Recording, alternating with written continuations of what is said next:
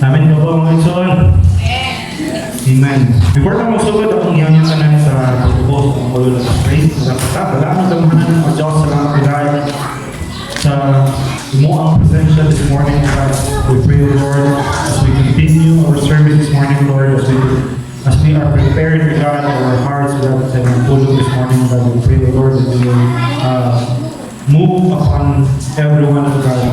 Huwag mo magbaliho sa mga usal kasi ng Diyos na aduna yun, O Lord, na kanulong mo Diyos sa mga kasing-kasing ng Diyos, pinaagi sa mga pulong. Let your word be heard today, God, in the mighty name of Jesus we pray. Amen. So this morning, our topic is very common to everyone. But surprisingly, na-surprise ko kay wala ko na sayo na sa kabisik aning ang word, dili di ay tanan nakasabot pag-ayo aning ang word. So today we will be talking about grace. Kasi nakadumog ng grace. Grasya. Dili ng sweldo ha? Uy, sweldo, grasya. Dili ng mga ha? Okay, we will be talking about next. So how much you understand about grace? Unsa man yun inyo ang kalalom ang pagsabot ninyo sa word na grace o grasya?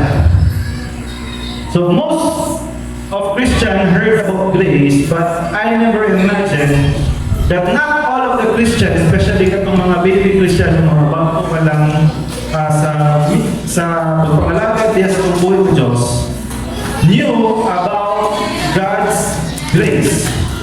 Some even think about grace and blessing is the same. Kasi hindi ko na ang grasya o ang panalangin pareha lang. Ang grasya o ang panalangin pareha daw. Kaya naman, madungan mo na sa ito ang mga kaisunan, especially itong dili pa Kristohanon nga makadawat o kwarta, makadawat o panalangin, umingan na yan, uy, grasya. Sige, makadawat ka na, grasya sa Diyos. Na ako'y nadawat yung grasya karon. Bisaya, butan doon. Pero, igsoon, ang grasya o ang panalangin, duha kalasyo kaayo ng hindi. Duha siya kaklase, pero dili yun siya parihas. Ang grasya o panalangin, dili parihas. Sa mga nag-take note, pwede nyo na i-take note. Blessing and grace is not the same. So today, we will be talking about grace. Because nasubraan na tao, blessing, usahay ang grace, di na ito topic. So this morning, we will be talking about grace. So according sa ako ang uncle, si Uncle Google, kasi research ni Uncle, kasi Uncle Google. Si Uncle Google, dugay na siya. Pero naay mas bako karon si Auntie. Si Auntie GPT. No? Wala sila. So, ingon sa Google, grace of God, ang pasabot ako no sa grasya sa Diyos, is God's unmerited favor. Saan ang unmerited favor? Pabor nga wala yoy dahil term sa unmerited. Kanang dili nimo maangkon o dili nimo makamuhuan. Kindness, mercy, kaning unmerited favor, kaning kindness o kaning mercy, di usa siya, mo na siya ang God's grace. Particularly in the context of salvation and forgiveness of sin, which is freely given and not earned. So mga nag-take note, i-take note na, which is freely given and not earned. Gihatag lang na libre o wala siya gi-ani. Wala siya na-earn through sa ato ang kaugalingong pagmuha. Things we need to remember about grace. grace. So, take note, utang diha. Mo ni mga akay na to hinumduman kung magsulti ta o maghisto ta about sa grasya sa Diyos. Ephesians chapter 2 verse 8. Niyon dire. For it is by grace you have been saved through faith, and this is not from yourselves. It is a gift of God. For it is by grace. Pinaagi sa grasya, nganong maluwas ta. Pero dili sa grasya lang, mao maluwas ta, kinahanglan sa muagi through faith. And dili ni siya not from ourselves. Dili pinaagi sa ato ang kaugalingong binuhatan. Kung kisay na madugdong, I don't know kung nakaremember ko mo. Kung sa may, kung dili makaluwas ang maayong binuhatan, kung sa man dahil tumong nga nang magbuhat ang maayo, anong kalimutan. Kisay na madugdong na. Tayo. Nawala na ako na last time. Ha? Because through good deeds, diha nagbase ang ato ang suoton pag-abot sa atong buhi mga Diyos. A fine white linen. Igmatagpong nata sa ato ang bridegroom. So God don't want us to think that we receive grace because we are a good person. Mo nang ingon diha. This is not from yourselves. Dili ganahan si Lord sa paggunahon nata nga mao naluwas ko kay ako bukan nga tawo. Mao naluwas ko kay tighatag ko sa ako ang tithes, tighatag ko sa akong place. Mao naluwas ko kay tigsimba ko nga Domingo. Wa jud ko'y absent. Dili nagpasabot nga kanang tarang gibuhat nato. Baskin pag meron ka nga ako, naluwas ko na naman, nag-praise and worship ko, ako may nag-lead sa praise and worship. Ako naluwas ko kay nagwali ko sa tulong sa Diyos. It is not through works. Mo nang ingon i-specify sa Bible, this is not from yourselves. Dili nila sa kagikan sa imuha ang itawag na grasya na mo'y nakapaluwas sa atuwa. If all of that can make us earn salvation, then grace is not grace anymore. Kung kaya man ako dahil trabahuan ang ato ang pagkagalingon ng kaluwasan, ang grasya sa Diyos, di na sa makawang ng grasya. Nga naman, because naa naman di ay pwede na ito ngaway at pwede na ito trabahuan. No? Una nga, sigmayon sila nga pareho naman gihapon ng lisensya nga sana lisensya na tinuod o lisensya na piki. Pero pagkabot ana sa mga traffic enforcer, paglantaw nila sa imo ang lisensya, ilaman ang pasulaan, kaya naman ay color-color ng lisensya, paglantaw nila, piki yung lisensya. Parihan ang mga sa imo tao manadapan, parihan ang may lisensya, pero lagi kay piki yung lisensya, dapon yan ka. In short, mas yung pagparihong mutan sa imong isuon, pero ikaw nawala ng tuo sa grasya sa Diyos, kinagtuo ka ang kaluwasan, maani sa maayong binuhatan, dilit yun ka kadawat sa salvation. Salvation is free, and receiving that salvation is not from you, because in the very first place, you are not worthy. Dili ta worthy igsoon sa gitawag nato o salvation. Galatians chapter 5 verse 19 to 21 na ginon. So kanin niya mo ni sa ang mga butang na mga dili pwede makasulod sa gingharian sa Dios. Paminaw. Number 1, acts of flesh are obvious: sexual immorality, impurity, and kasi kung ano sana, kasi mabasa. Debauchery. Next, verse 20. Verse 20, idolatry and witchcraft. Kung saan na siya idolatry and witchcraft? Sa Bisaya pa na, mangkukulang, mga mangbabarang, or any follower of something supernatural that is not from God. Tanang witchcraft o idolatry, tanan na mga nagsimba sa mga butang na dili iya sa Diyos. That is witchcraft and idolatry. Uban na ang agima, mga anting-anting, mga haba.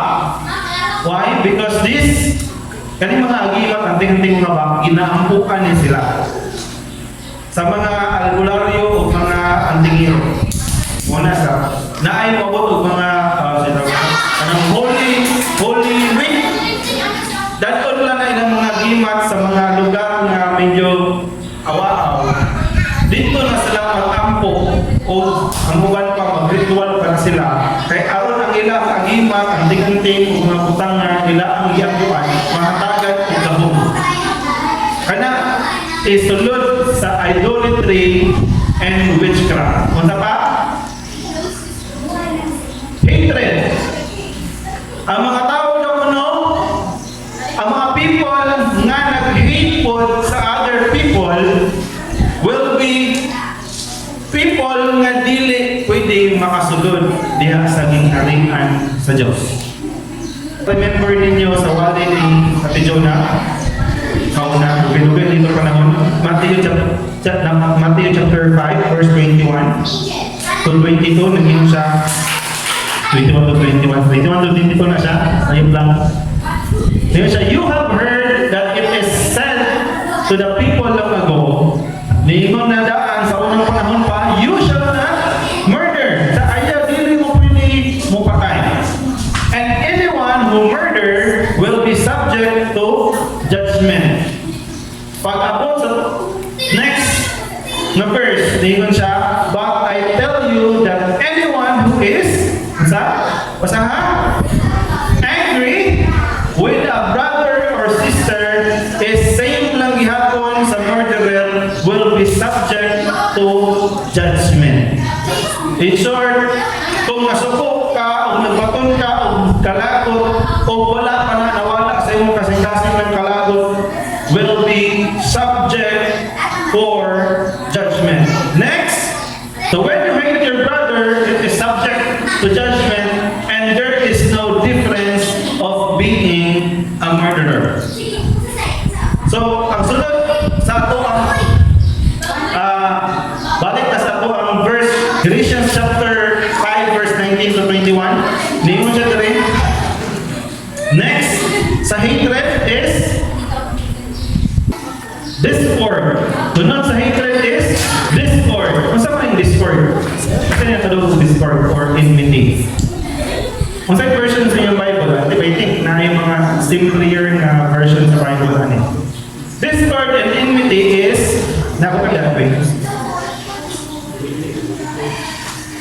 Discord is often associated with division and considered contrary to the unity and peace that God desires for His people. In short, ang mga tao ay, next week, ang mga tao ay na, so ang discord ay is ang mga tao na dili ganahan ma-unite ang mga tao sa Diyos. Ang mga tao na gusto o division sa simbahan, gusto o division sa mga mag-amigo, gusto o division sa sulod sa organization, mauni sila ang mga taong gitawag o naay batasan ng discord. Kung naamoy mga tao na nahibalaan ng inani, please pray for them. Because ngayon ng Biblia, these people cannot go or cannot inherit the kingdom of God. Next, sunod sa discord, mga tao na siloso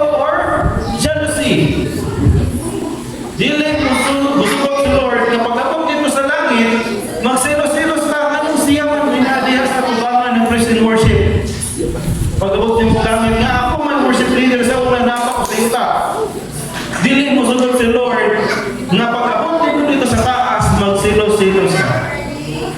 Why? Everyone is pantay in the eyes of the Lord.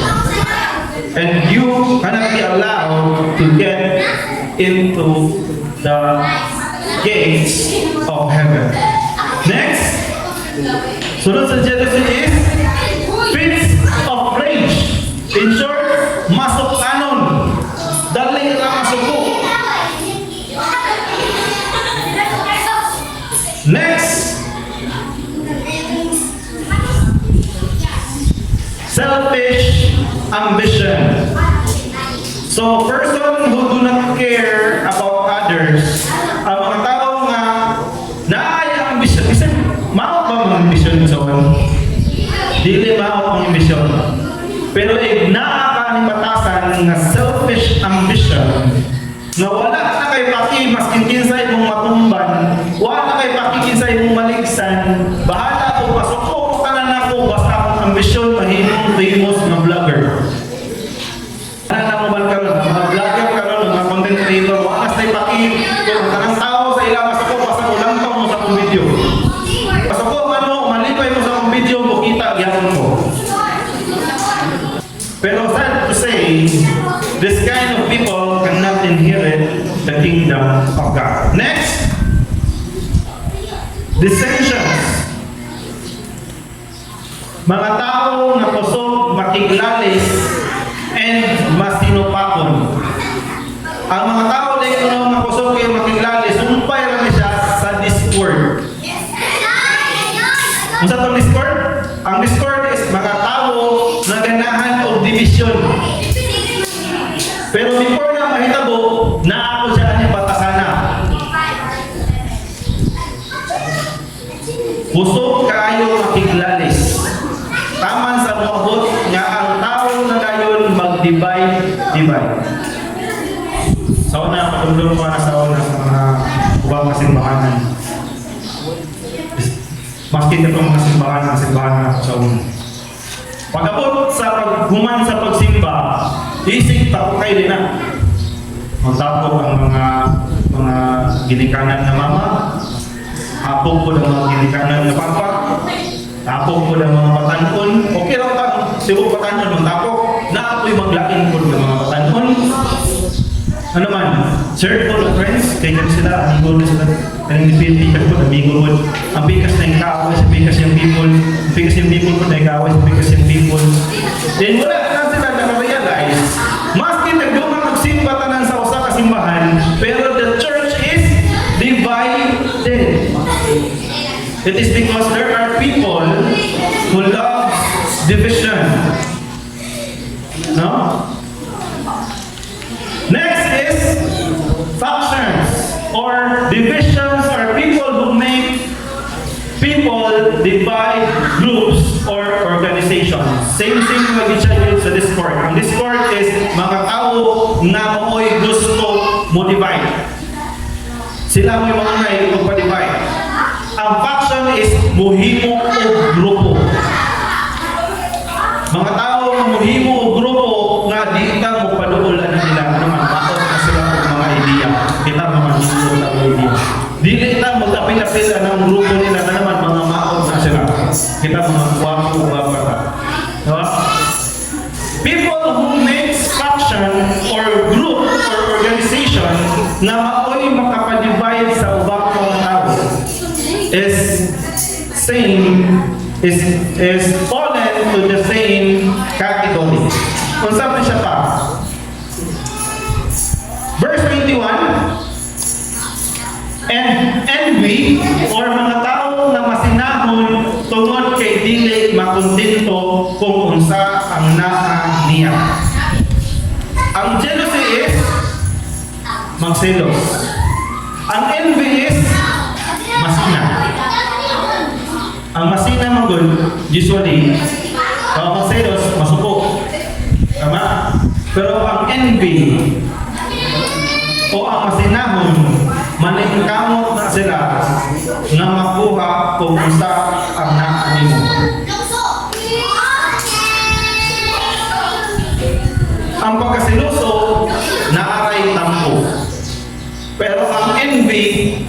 kinahanglan na nako ang naanimo.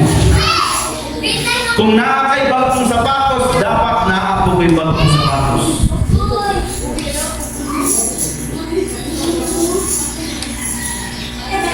Ang jealousy, ipalitan ko ni mama ang sapatos. Di na rin kamutingin si mong mama. Nga naman. Ipalitan na mo ang sinuya ang sapatos. Kaya ako wala. Dili ko mukhaon pa ni hapon. Yung pagkabot, tumatunga sa gabi. Hindi ko makaliro. Kaya nungkaw na nagigutom. Ang jealousy, kung sabi wala niya na dapat, iya ang ikasakit. Ang envy, kung sabi na niya, dapat nakapod nako. And take note, these people have the same nga patulungan. Next, isa pa. Drunkenness. Or, in short, pala, bobo. Salamat sa Ginoo. Kaya ang iyang pulong, dili lang yun, puros tamis. Aduna ko'y kapait nga mutabang yun sa toa nga mabagkuta. Ano man, kay sa tinuod lang, ang mga palahobo, dili pwede makasulod sa gingharian sa Diyos. Nga naman daw na ba? Ingon pa sa kanta. Kabalos siya. Sa langit, wala ang maong din yun sila pwede kasulod ito. Next! Orgies. Kasi kaya tayo nakasagot na ninyo sa may niya. Orgies, mga tao nga nagpaka-matuyanon, nani siya sa Bisaya na version, mga tao nga pagka-mapatuyanon o mapatuyang sa lawas ng kaibo, especially sa mga wala pa nakasulod sa kaminyon. In short, katong mga na SEX nga dili pa minyo. Na-mention siya sa pinaka-first part sa ang verse. Impurity and sexual immorality. Another example pa niya is ang mga tao nga nasulod na sa kaminyoon o niya nihimo pa o another pa nga lawas ng kaibo, gawas sa ilaang kaminyoon will fall on the same categories. And salamat sa Ginoo kay pagkabot dito sa langit, dili gid sila pwede musulod. Nga naman, sa langit, tanan, wapo o wapa. Amen? Di na tabi yung kayo nga, ay, Pinoy ka. Ano man? Mong ilong. O di na tayo na, ano naman? Tanan dito puros wapo o wapa. The likes of them, I warn you as I did before, that those who live like this, not ever.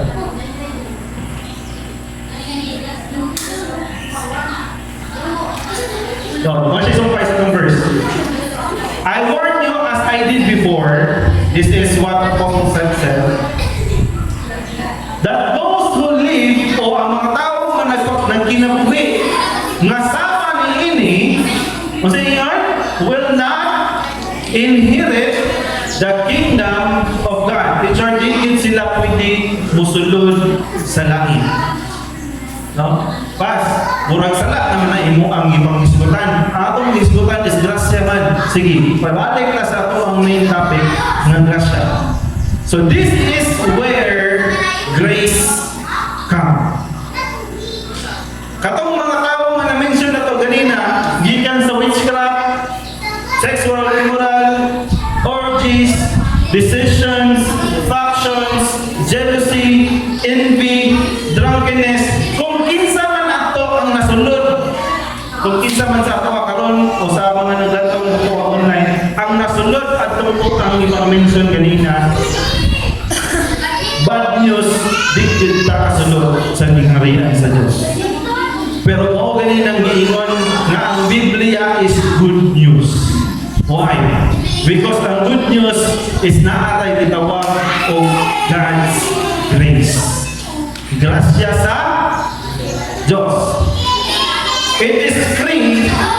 No need to work for it. Dili na to kinahanglan nga, Lord, dili na ko magsinalbahis, Lord. Aron maluwas ko. Walay makabuhat na isuon. Ephesians chapter 2 verse 8. Balik ka na ba po ang main verse? For by grace,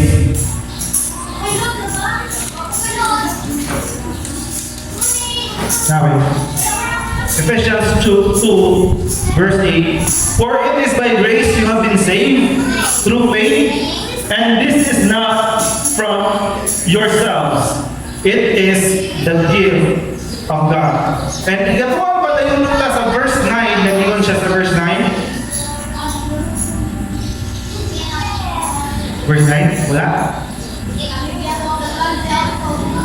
So, yung siya tayo mga Bible na, basta na sa Bible na. Verse 9 din siya, it is not a result of works, so that no one may boast. Dili siya result sa mga binuhatan, maong ang ubang mga tao, pwede nila ibang hinambong nga naluwas ko kay maayo ko nga tao. Grace is not earned, and grace is something you don't deserve. Given na naata kasulod atong ibang mention na pagganina ng mga tao na dili kasulod sa gingharian sa Diyos. If naamo dito sa ibang mention kanina, dili mo o wala dyan mo yung chance na makasulod sa langit. Pero agi sa grasya sa Diyos. Inana ka-amazing ang gitawag na to of grace. It is a combination of unmerited favor, kindness, and mercy. Kindness is pagkabutan o pagkamaluluyon sa Diyos o ang paghatag niya o pabor na dili kinahanglan o merit. Grace is something nga sama sa mga igsuon na to, isa na pa rin natagan na o sudan sa ilang silingan nga ay kahon. Kasabay na mo? Anong natagan mo o sudan? Ay maring, na ay kuhan dali paklay. Kay kuhan, ipagkaon dali o, kung ihatod sa inyo Ang grasya daw, ang sayon sa sapton, ang grasya ay sama ana igsuon. Wala unta jud kay katumon. Dili jud unta ka deserve. Ina deserve. Dili jud unta ka deserving nga makakuha atong paklay. Ano man, number 1, dili ka appeal sa nagluto. Sakto? Dili ka nihatag o panggastos para sa pagluto. Tama? Number 3, wala o kami tungha sa kaon. Tama? Pero nanong ihatagan ng kapagkaon? That is called grace. Dili ka worthy, pero nahatagan ka o libre. Amen? Salvation is free. Libre ang salvation. Pero ang salvation nga gihatag ni Lord, dili na siya basta-basta. Ano man?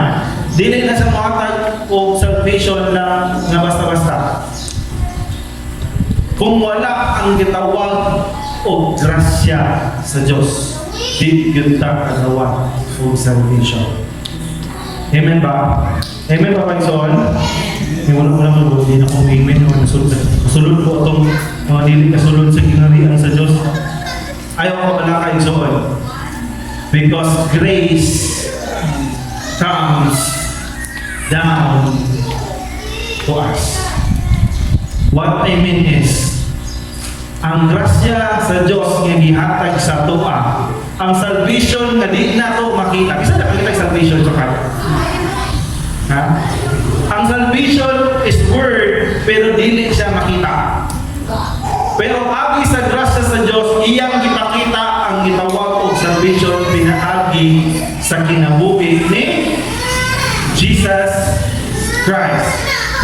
For the Lord said, I am the way, the truth, and the life. No one comes to the Father except nga moagi sa iya, which is si Jesus Christ. John chapter 11 verse 25 to 26 nandito siya. Jesus said to her, I am the resurrection and the life. The one who believes in me will live even though they die. Verse 26, and whoever lives by believing in me will never die. Do you believe this? So do not think so that when you are, even if nasunod ta sa mga ipang-mention ganina, kung ikaw palahubog, kung ikaw kay masinahon, kung ikaw kay masukanon, dili nagpasabot na kung nasunod ka dito, wala na yung chance igsoon. Aduna gyapoy chance. Kay adunay haluoy ang Diyos. And that give us the grace of the Lord. Verse 2 Corinthians chapter 5 verse 21 is, for God made Christ, and who never sinned, ang Diyos naghimo kang Kristo nga wala pasukad na kasala, to be the offering of our sin, so that we could make it right with God through Christ. Ito ang sakto na kayo ha.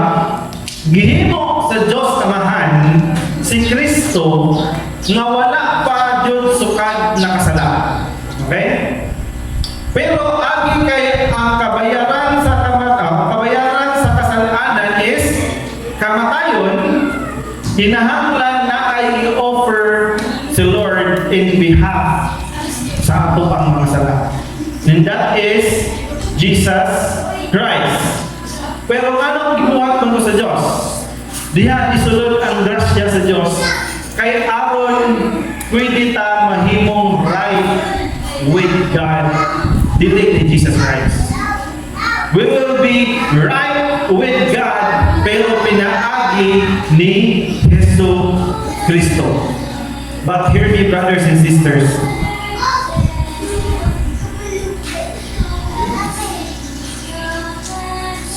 Basig na una-una ko. Okay rin din ito magpakasala. Okay rin din ito mahimong masukanon. Ano man, na may grasya sa Diyos. Na ibang sekta ito ni nanang ilang magpo. Na pagluman o praise and worship, pagluman ito sa kusina, kay mag-inom. Pagluman o praise and worship, wato gawa sa tindahan, timog smoke. Pagluman o simba, wato sa mga kalingawan sa gawas, kay mag-disco. Ano man, okay ra, luwas na bitaw na naman, ando na may grasya sa Diyos. Pero if so on, let me tell you a very big revelation. John chapter 8 verse 11. Dawin mo.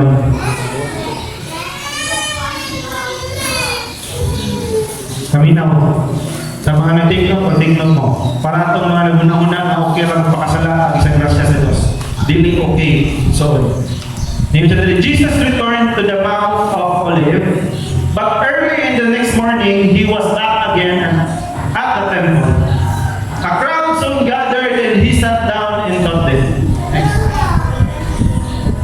Teacher, they said to Jesus, nasa ikaladkad na babae, this woman was caught up of adultery.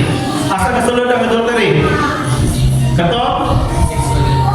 Sexual immorality and nasulod po siya dito sa decision or kato mga tao na mahilig o division or nag-act to divide a marriage. Bisa kani bayhana, Lord Jesus teacher, Rabbi. Kanina bayhana nakitaan, caught in the act. In short, nasakpan din na mo siya. Nga nag-commit siya of adultery. Ningon isa, the law of Moses, the Mosaic law, ang balaod sa una naghihatag ni Moses nag-ingon. Kinahanglan na mo siya bunon o bato. Taman siya mamatay. Or in short, stone her to death. Or bunon siya. What do you say? Namutana sila sa kan Jesus. Kung saan man mo masulti, Rabbi?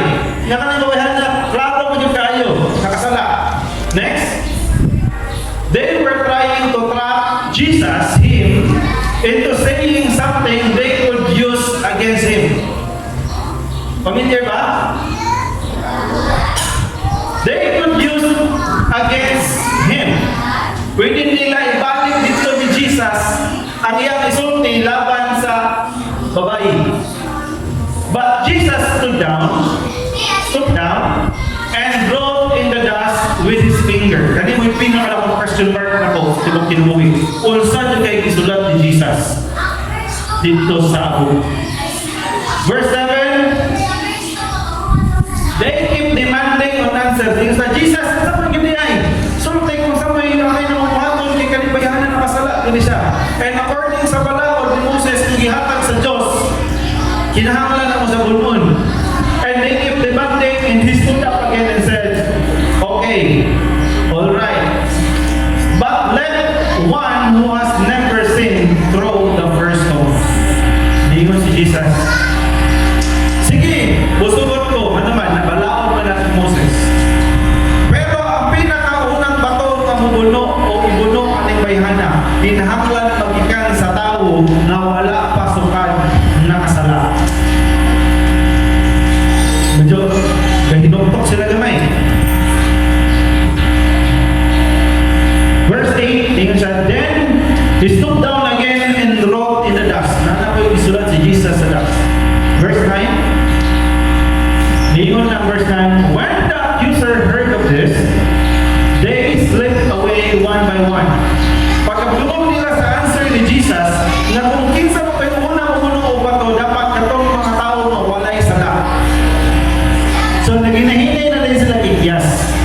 Hinahinay na sila o pasimple ba? Padatli, taman sa din na sila makita ni Jesus. Taman sa wala na itong mga nag-accuse atong babae nila ang idrag dito ni Jesus. Dito siya today, beginning with the oldest until only Jesus was left in the middle of the crowd with the woman. Duha na lang dayon sila nabiling si Jesus na lang o ang babae tunga sa daghan kaayong tao. In short, tanaw ang mga tao ay gusto ang mga nag-accuse sa babae na gamiton ang kulong sa Diyos kontra ni Jesus. Pero agi kay si Jesus na sayong na naabot ang time na sila ng atras sa ilang i-accuse. Verse 10, then Jesus stood up again and said to the woman, ingon siya sa babae na ilang i-accuse of adultery. Where are your accusers? Kung kana sa asa na itong mga nag-accuse sa imo of adultery? Didn't even one of them condemn you? Sa naaba sa baskin isa sa ilaa nga nag-condemn sa imo sa inyo in short, naabay ni puno sa imo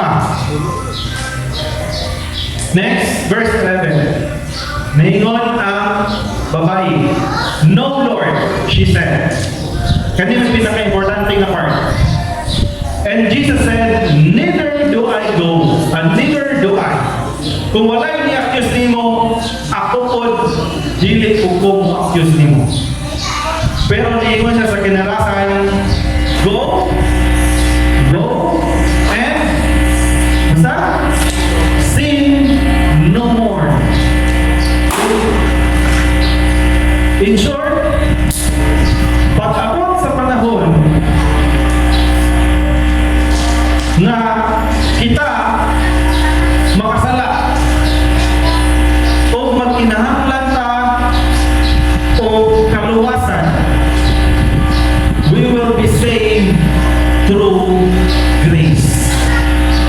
through our Lord Jesus Christ. Pero ang mga butang ng kaluwasan na ato ang nadawat diha ni Lord, libre, dili matrabahuan, dili mamiritan. Pamutana, ang katong binuhaman ako sa unang panahon, pas, pwede pa pa na ako siya buhaton pagbalik. Ano man, kay grasya, under naman ko sa grasya sa Diyos. Luwas naman ko. Ang baba, dili. Because Jesus said, go, lakaw, o sin no more.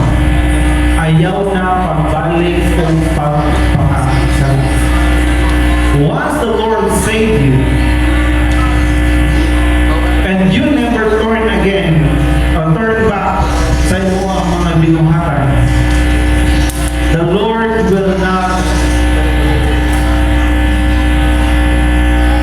leave a mistake, a sin, unpunished. In short, pwede ka pasayloon sa Diyos sa imo ang mga sala. Pero you have to take your punishment sa imo ang gibuhat. Naman, because the Lord already said, go and sin no more.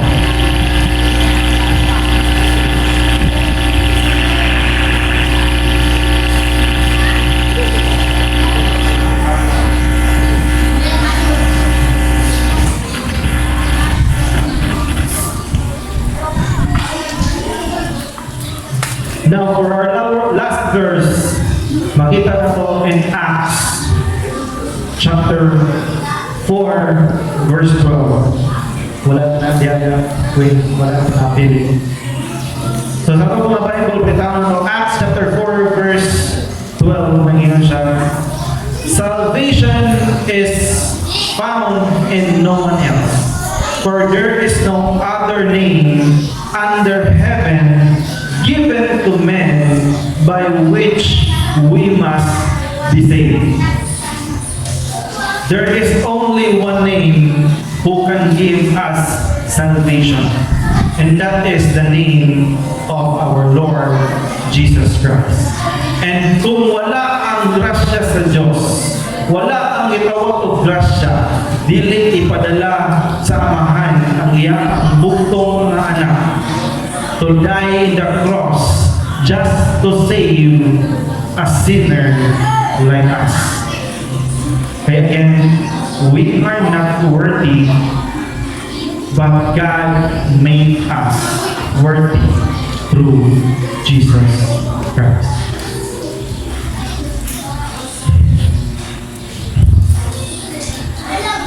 And the Bible said that Jesus offered his life,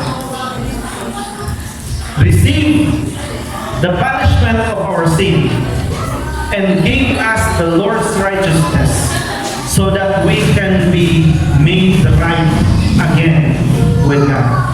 Aron mahimo na paglantaw sa Diyos sa atoa, mahimo ka na matarong. Dili agi kay tarong ta, pero agi kay anak si Jesucristo sa atong kinabuhi. Grace is something we don't deserve, but grace is something we have taken for free.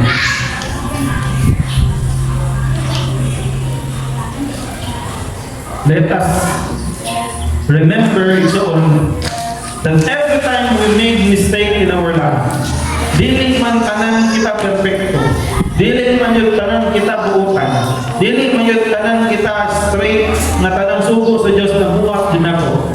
But let us remember one thing.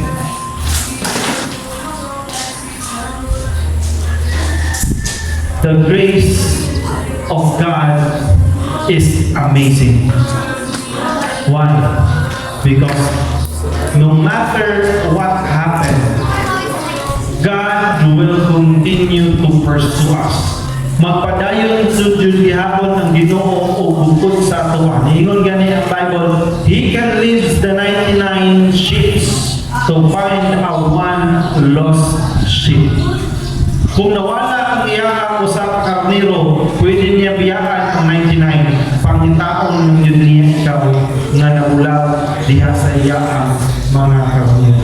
Ang iyang sa Korinto, kasi pray. Lord, we thank you, Lord, for this morning, O God, salamat Ginoo, sa pulong Diyos. We don't deserve, Lord, your mercy, O God.